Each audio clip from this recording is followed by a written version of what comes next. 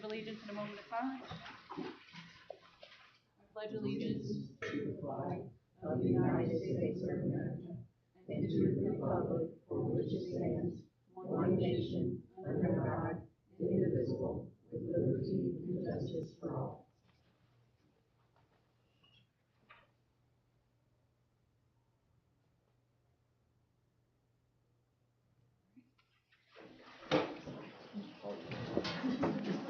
Any revisions or changes to the regular consent agenda?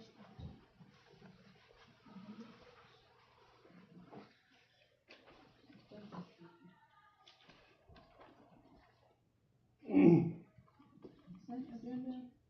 I have a motion and a second to approve the regular and consent agendas. So moved. Greg made a motion to approve the consent agendas. Wes seconded. All those in favor? Carried.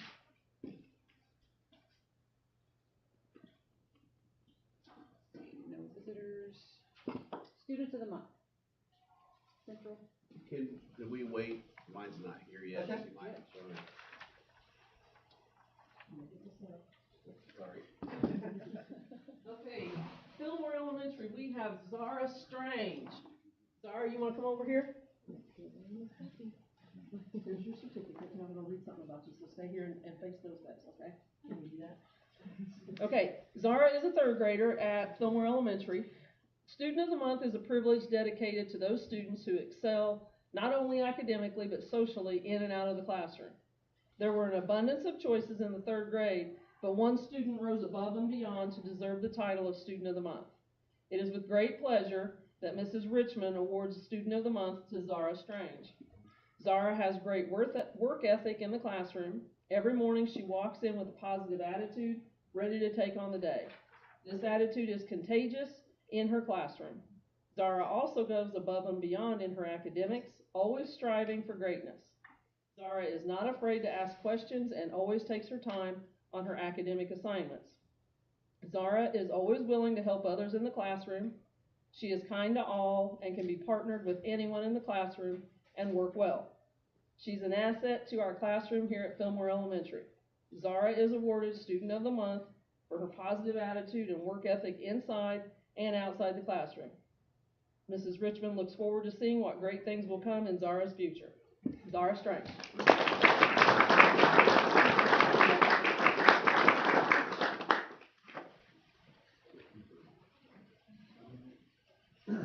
All right, we've got to go for the middle school first.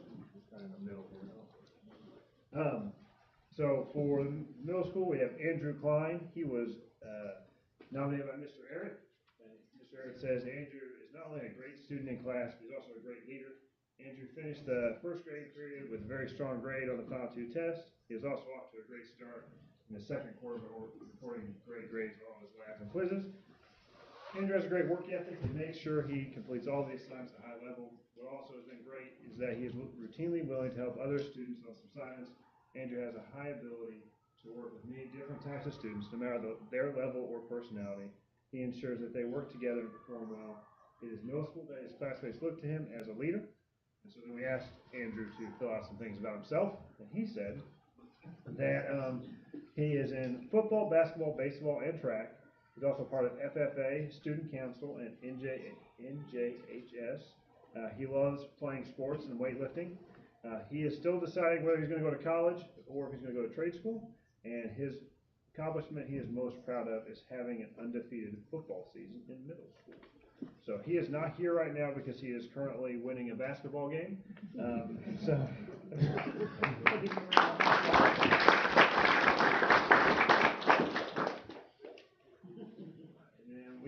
For the high school, we have Marilyn Anderson, and she said she was going to try to be here if she could get off work, but it looks like she could not get off work. She was nominated by Mrs. Bai, and Mrs. Bai says that Marilyn is a responsible student. She is always prepared and attentive. She asks questions in class because she does not want to just get correct solutions. She wants to understand why the answers are what they are. If she is ever absent, she makes sure to promptly complete her makeup work. Not only is Marilyn a good student, but she is a polite young lady. She is helpful, goes around her in class, and she wishes me a good day each and every day before leaving class. After during the last period of the day, and it makes my day, getting genuine well wishes from her as the school day concludes. Marilyn is a great student in person, and Ms. Vi is fortunate to have her in class. And then we also asked Marilyn to write some stuff about herself. She's part of our Area 30 program. She's really proud of that.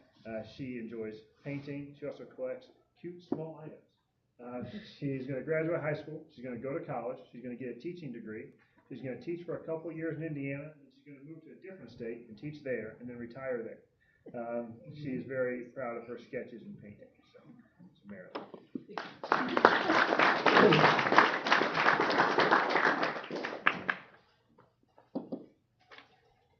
This is Ella Phillips. She's one of our third graders and she's our student of the month.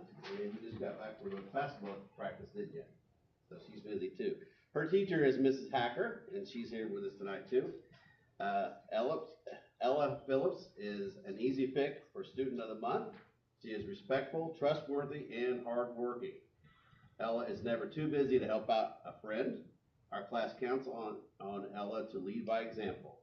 She is the kind of student that pushes me to be the best teacher possible.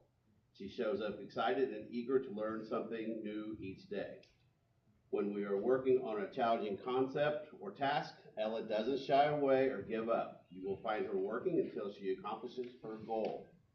Ella cares more about the quality of her work than how quickly she can get it done. Not only does Ella have top-notch academic and character, she is incredibly funny too. Not only, Ella reminds us all that school and learning should be fun. The world needs more people like Ella, so our class feels lucky to call her ours. I will be sad to see Ella head out of my room at the end of the year, but I can't wait to see the successes that she will find in her years at South Putnam and beyond. This is Ella.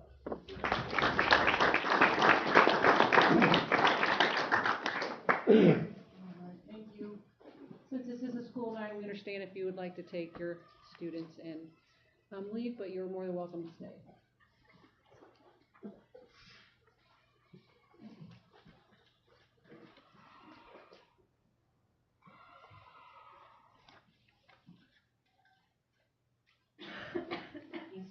Financial update? Yeah, in your board packets, you have all the current financials. We continue to remain strong financially, and our expenditures are below forecast for the year, which provides for strong cash balances in both our education and operation accounts. Secondly, our 2022 general obligation bond, the GEO bond that we talked about and been working on the last few board meetings, had a very successful market bid yesterday.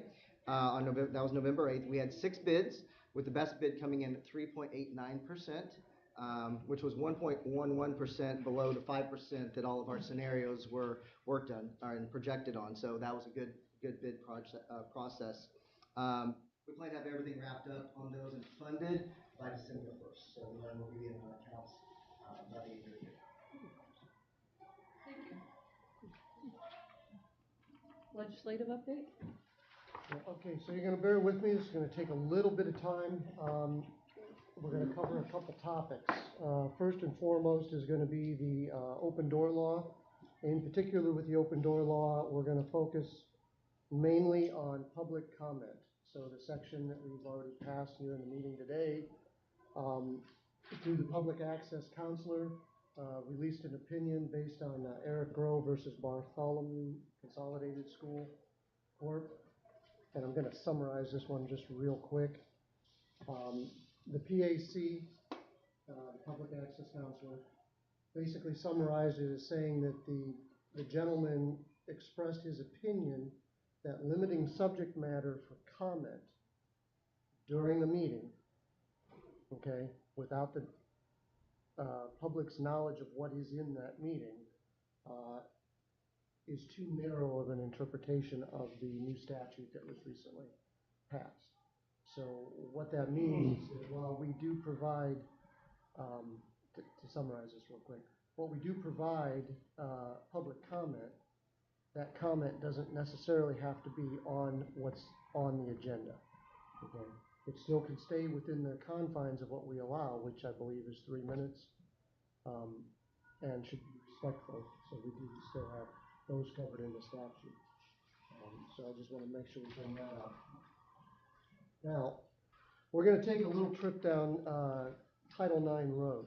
Okay, so I apologize, but I'm gonna give you some background real quick. In '72, Title IX, was passed into law, and it prohibits discrimination based on sex in education programs and activities. It states, and I'm gonna quote, "No person in the United States shall, on the basis of sex, be excluded from participation in, be denied the benefits of, or be subjected to discrimination under any education program or activity receiving federal financial assistance.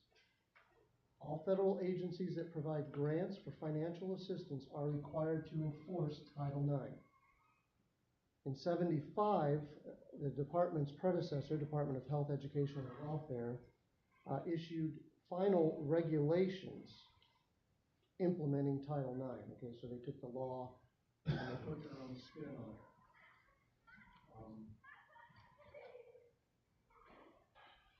And they also said that with the new Title IX, which is codified in the Code of Federal Regulations, it's enforced by the Department of Civil Rights, also known as OCR. So examples of types of discriminations that are covered under Title IX: sexual harassment, failure to provide equal athletic opportunity, sex-based discrimination in school science, technology, engineering, math, quote, STEM courses, programs, and discrimination based on pregnancy. There's a fuller list. So to finish up the definition and how this applies to the scope, Title IX applies to schools, local and state educational agencies, and all institutions that receive federal financial assistance. And this is approximately 17,000 local school districts, over 5,000 post-secondary, and so on. Now, the recipient institution, so in other words, the schools and so forth, that receive department funds must operate its educational program or activity in a non-discriminatory manner, free of discrimination based on sex, which now includes sexual orientation, and gender identity. Okay, so there's the history of Title IX.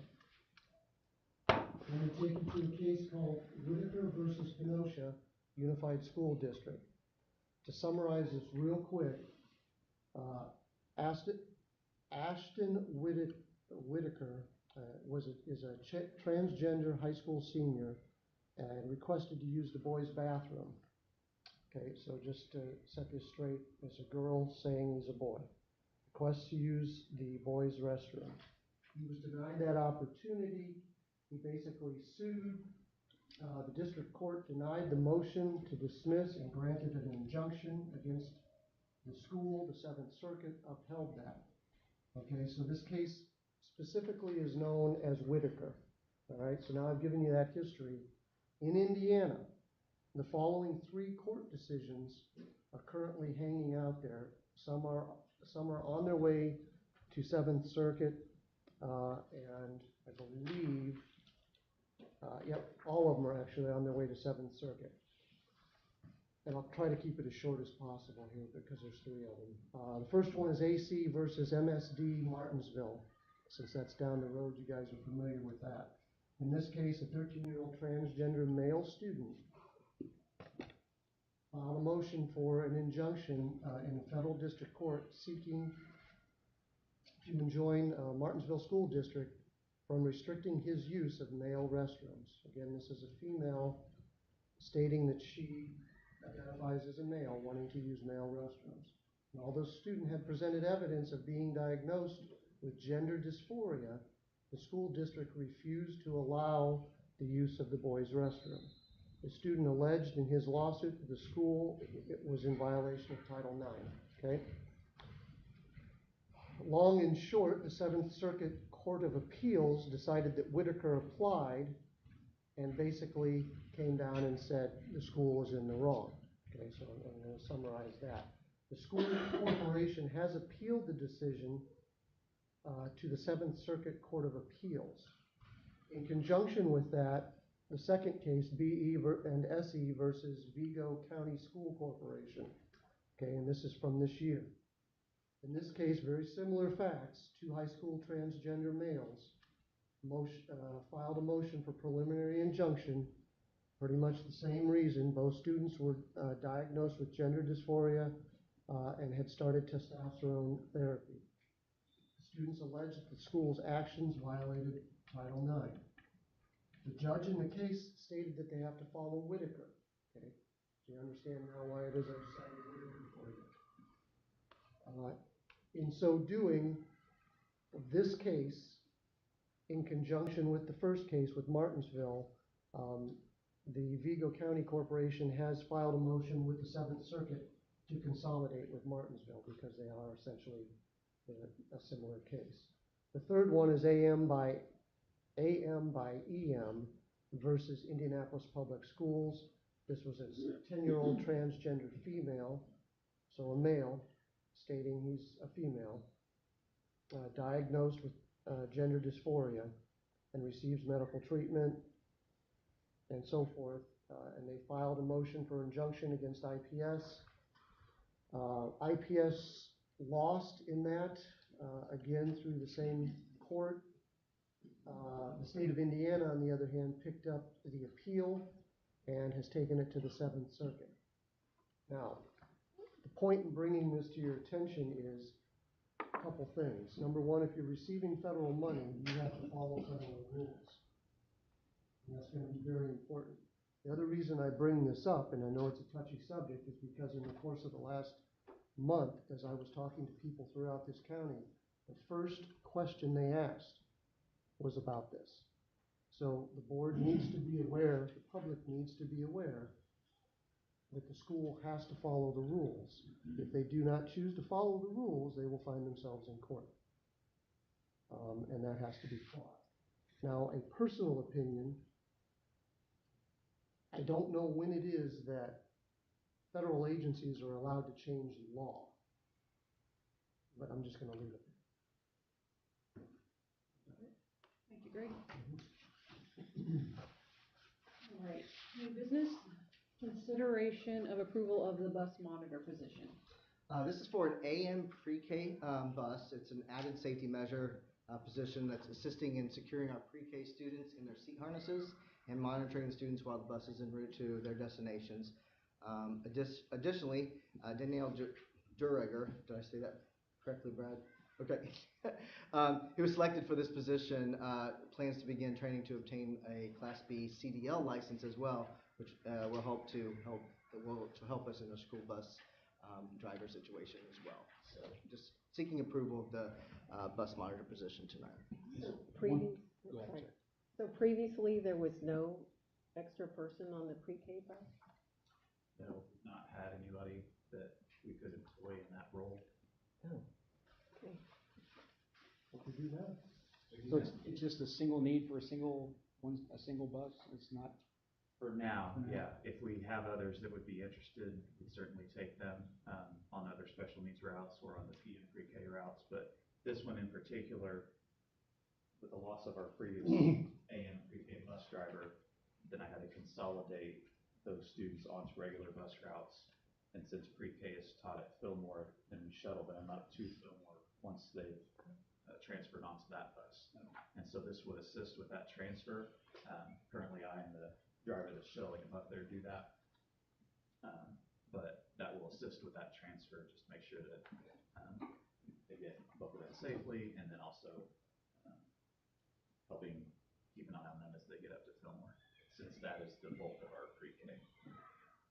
So then when she gets her CDL, then will she drive that bus and then there won't be an extra person at that time? She would drive that bus, so we wouldn't need the transfer. Now, if we were to find someone else that could be the bus monitor, that would be great to have as well. But at least if she were to complete her training and get her CDL, then make that transfer, which in many ways eliminates the need for the bus monitor. Although it would be to hire someone else, that would be the goal. But this would be Also another driver to have as a substitute for like PM routes. She's not driving the AM pre-K. So it's an interim position for a need now. It it could go away and be eliminated, but it would also be nice to have it. Yeah, the position itself, at least we would have on the books and for pay and all of that, so that if we were to have another candidate, or multiple candidates for bus monitor, we would have that position, in understanding and pay.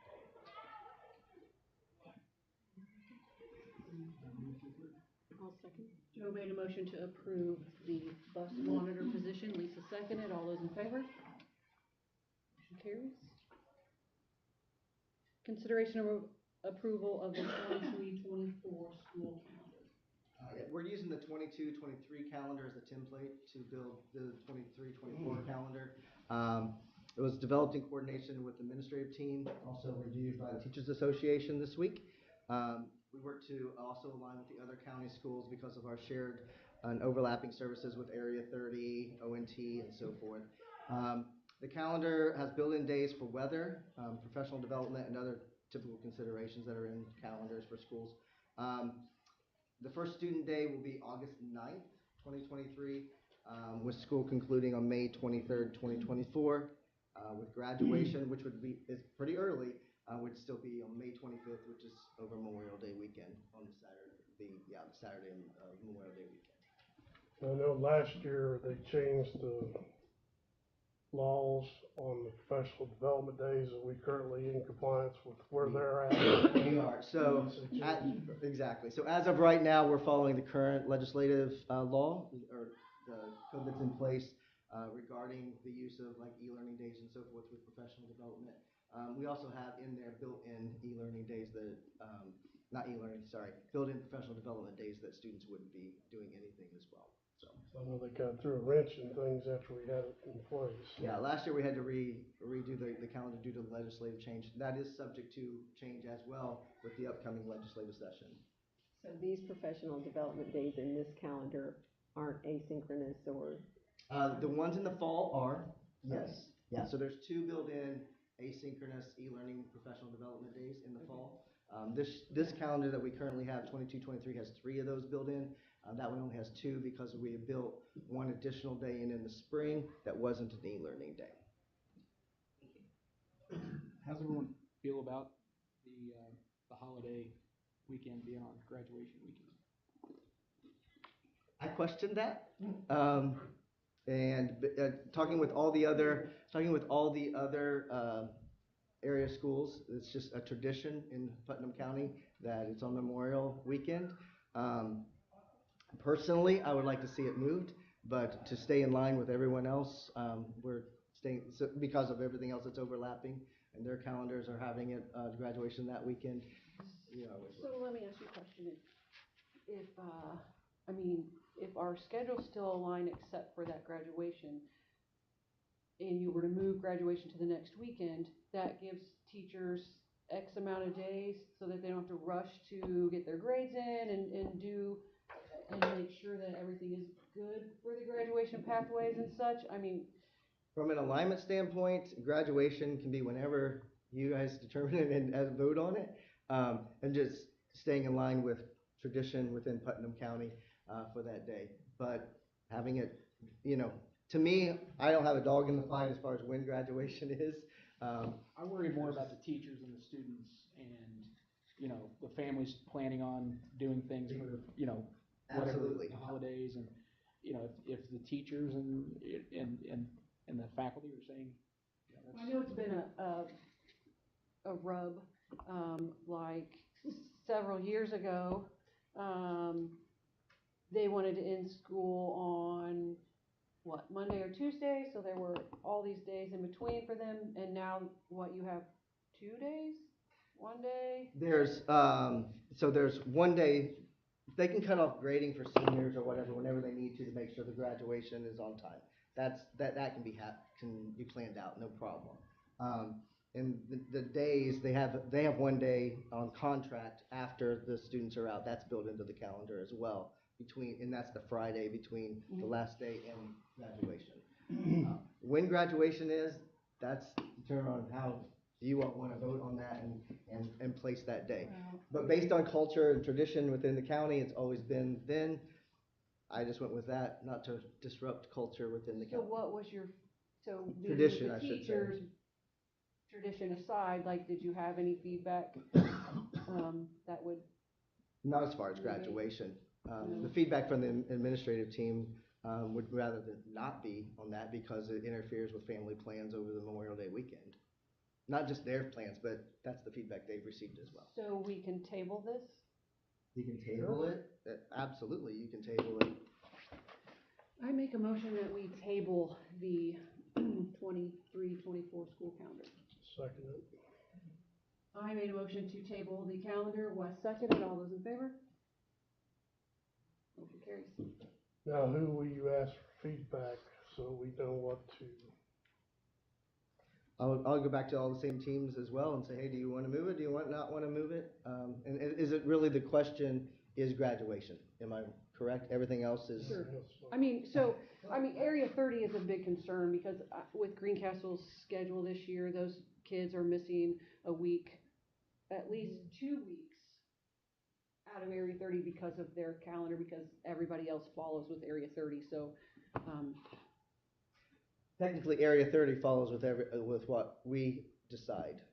but this wouldn't affect any learning, any. No, it does not affect the instructional year at all. It's depending on when do you want to have graduation. And technically, the academic calendar is not affected. It's just that graduation date and when you want to set it.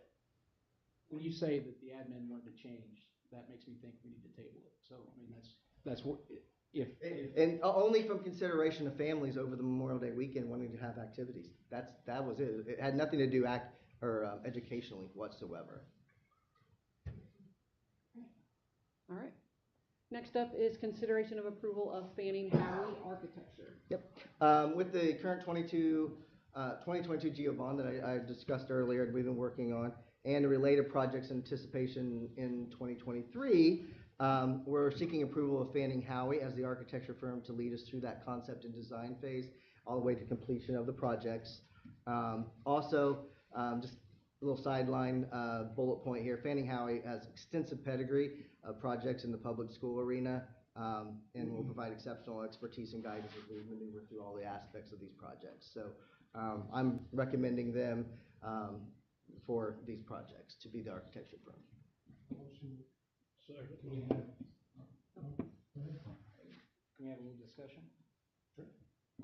What were your thoughts? I just you said you recommended them. Is that this is for all the projects? It doesn't affect anything we've got going on with our current contractors? Correct. It does not impact anything with the current projects at all. And did we kind of compare this group to the current contractors? Yeah, I've been working, well, not only with the current contractors, but in vetting several over the last 6 months, knowing that these things were coming, and talking with several of them, meeting with them, talking with their teams, and this is just the overwhelming best fit for South Putnam and our projects that are upcoming. Is there anything that stood out with them over the others that made you think that they would be the best?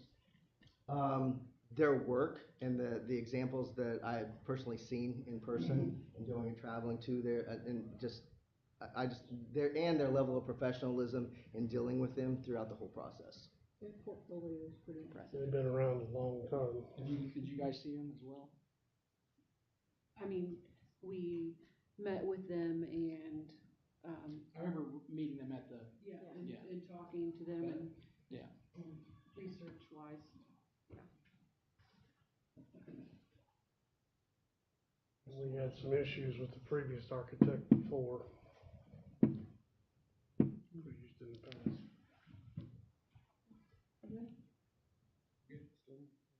the past. Greg made a motion to approve Fanning Howey Architecture. Who seconded? I'll second. Lisa seconded, all those in favor? Motion carries. Next up is consideration of approval of Michael Kinder and Sons for the construction management. Similar to the Fanning Howey approval above, we're seeking approval of Michael Kinder and Sons, also known as MKS, as the construction management firm for our upcoming 2023 bond issue project. MKS, it's a 130-year-old fourth generation family run company. They have a great history in the public sector and in public school projects. In the scope of some of the potentials for the next project that they do done very well on. And MKS has worked with Fanning Howie as well in past projects, so it'd be they work together well as team, and they're gonna, again, MKS will work with us from the beginning, from the design phase and through the implementation and finalization of it as well. Where are they based out of? Their headquarters is in Fort Wayne, but they work all over this region, so. Did you take into consideration any of the issues we've had with our current group and information you may have gotten from staff and relay that to your expectations on how they perform? Absolutely, yes. Did all that vetting, in the same timelines I was doing with the architecture firms, I was doing that with construction management firms as well. In comparison, comparing and contrasting what we currently have. No further questions, I'll make a motion to approve.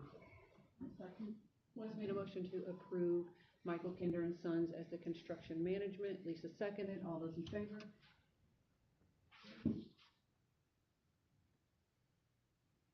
Consideration of approval of Ivy League kids. As I mentioned at the board meeting in October, we're partnering with the YMCA to provide an after-school care program for our K-5 students. However, and unfortunately, as I kind of did in that meeting, they were unable to adequately staff the program, so we had to pivot and look for another provider. Fortunately, I was able to find one, and a good one at that as well after the vetting process.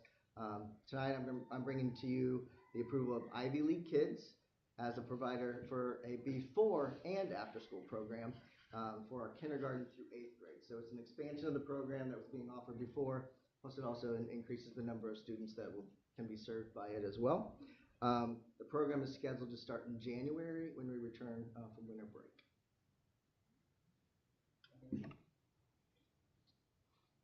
Greg made a motion to approve Ivy League kids. Do I have a second? Lisa seconded. All those in favor? Consideration of approval of event worker pay. This is pretty straightforward. It's detailed in your board packets. We're just seeking approval to increase the athletic event worker pay to put us more in line with other conference schools and what they pay their athletic event workers. I move to approve. Lisa made a motion to approve the event worker pay. Do I have a second? Second. Wes seconded. All those in favor? Motion carries. Abstain for conflict of interest.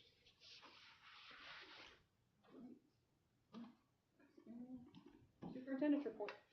I have several things I want to go over this evening. First and foremost, South Putnam and our Fillmore family lost one of our own last week. Michelle Bruce, which was one of our amazing food service workers, she left us way too soon.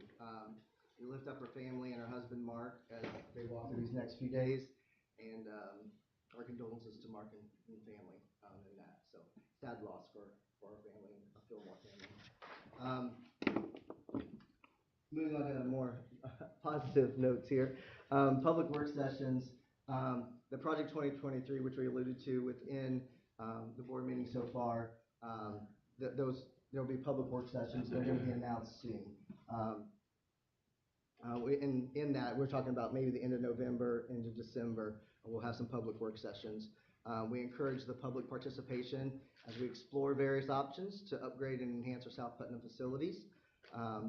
And please look for those announcements to come soon. We'll post on the website. We'll send out in the app when those happen, the time and place for those public participation events to happen. We'll also advertise it obviously in the banner graphic as well. Anyway, it's just a great opportunity, and with the collective voice of the community, I think we'll put together an amazing project and upgrades for our facilities here at South Putnam. Third, the Ivy League kids, I want to address a little bit more with that and some information regarding that. There's a parent open house on Tuesday, November 22nd at 6 p.m. here at Central Elementary. There'll be sign-ups available. We have sign-ups available online now for parents and students to get enrolled there. It's on all of our websites. Additionally, Ivy League Kids is seeking staff members to continue to staff. They're actively seeking those and working towards that. And I just want to mention that if anyone who had applied for, and not applied, but inquired into be a staff member for the last, through the YMCA, they might want to look into this opportunity, because it's significantly different in compensation rates to what the YMCA was offering. So, and anyone else who is interested in that, I would highly recommend looking into it as well. There's a great opportunity to work with our kids and to help get that program off the ground. Real quick on that, one of the things I read is that they do, for lack of a better term, some extracurriculars during that care time. Is that something they're going to be providing as well? I think one in particular was doing some sort of STEM oriented. Yeah, they do. Obviously, they have snack time, and then they do homework time, and then they add other curriculum type things, learning experiences within it as well. Absolutely. They also do parent nights out, so they'll actually bring in their staff and actually allow for basically a babysitting night, so parents can go out and do whatever they need to do. They're going to be offering those opportunities as well. They really want to be a part of the community and really help develop it. They're also looking at doing summer camps as well for our kids. So depending upon the level of engagement with the students and so forth, and those that are, want to do those types of things, they want to provide that and provide those services. So we look at it as a really good partnership moving forward with this company. So yeah, parent open house, 6 o'clock, Tuesday, November 22nd here at Central. And to get that going, you'll meet the executive team along with the staff members, and then the next day they're having training for the entire team here to walk through all the safety and security and all those types of things for the program. So, and that obviously students will be here that day. It's the first day of Thanksgiving break, so that we can have full use of the facility and make sure that we get everything set up. So we're ready to go January. I've had several meetings with teachers. I met with teachers at the middle school, high school, and Fillmore this afternoon, actually. I just want to say publicly, we have amazing educators in our buildings, and our students are really, really blessed to have them. They're dedicated to South Putnam, and they continue to work to serve our students, and they serve each other as well. Not just our students, but they serve each other and their colleagues. I thank them directly, but I also wanted to thank them publicly for their hard work and all the efforts that they put in and day out. It does not go unnoticed. I just want them to know that. It truly is a pleasure to serve as their leader and to see the great things they continually do to ensure that our students get an absolutely amazing education experience here at South Putnam. So I just wanted to publicly state that we have some amazing educators in this district, and I look forward to continuing to work with them.